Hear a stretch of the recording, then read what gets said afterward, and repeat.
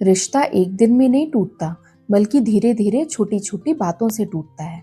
मैं क्यों सॉरी बोलूं? यही ईगो धीरे धीरे हमारे रिश्ते को खा जाता है और फिर एक दिन रिश्ता खत्म हो जाता है। नमस्ते दोस्तों, मैं आपकी दोस्त कृति। ईगो क्या है? ईगो मतलब खुद को सही साबित करने की जिद। सामने वाला अगर नाराज हो, सामने वाला अगर हर्ट हो, मुझे उससे क्या फर्क पड़ता है? मुझे बस जीतना है, मुझे बस सही होना है। ईगो कहता है मैं गलत नहीं हो सकता, पहले वो समझे, मुझे क्यों सॉरी बोलना है, मुझे क्यों एफर्ट करना है। लेकिन सच क्या है? ईगो को रिश्ते से ज्यादा खुद की जीत प्यारी होती है। अब लव क्या है? लव कहता है अगर वो हर्ट है तो मैं सॉरी बोलूंगा, अगर मेरी गलती है तो मैं सॉरी बोलूंगा, अगर बाई चांस कभी उसकी भी गलती है तो भी मैं सॉरी बोलूंगा, क्योंकि हमें रिश्ता जीतना है, ना कि आर्ग्यूमेंट।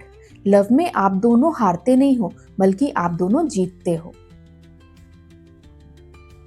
अब ईगो वर्सेस लव, एक एग्जाम्पल लेते हैं। मान लेते हैं एक कपल का झगड़ा हुआ। अब ईगो कहता है इग्नोर कर दो, मैसेज मत करो, देखते हैं पहले कौन झुकता है। और लव कहता है कॉल कर लो, मिसअंडरस्टैंडिंग हुई है क्लियर कर लो, रिश्ते को बचा लो।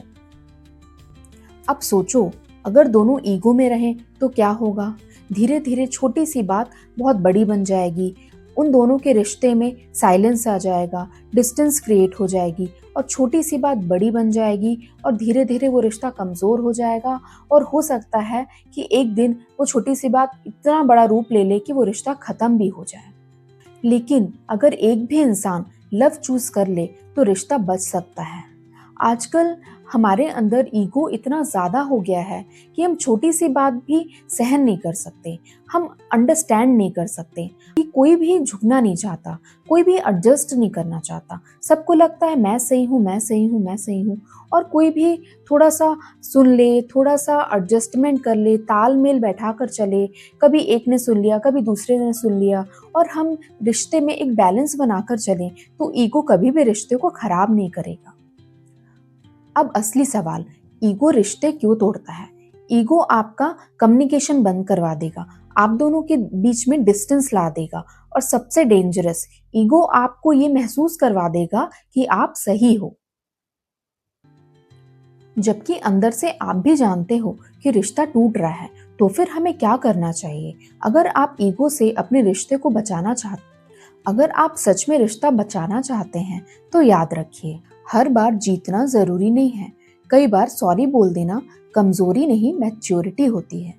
रिलेशनशिप में हमेशा याद रखें, हम इम्पोर्टेंट हैं, मैं नहीं। ईगो टेम्परेरी सेटिस्फेक्शन तो देता है, लेकिन लव लॉन्ग टाइम हैप्पीनेस देता है। जब अगली बार ईगो और लव में से किसी एक को चूज करना पड़े तो थोड़ी देर के लिए ईगो को साइड में रखिए और लव को चूज करिए, क्योंकि रिश्ते ईगो से नहीं, समझ, पेशेंस और प्यार से चलते हैं। अगर आपको मेरी वीडियो अच्छी लगे तो मेरे चैनल को लाइक, शेयर एंड सब्सक्राइब करें, और मेरी वीडियो देखने के लिए बहुत बहुत धन्यवाद।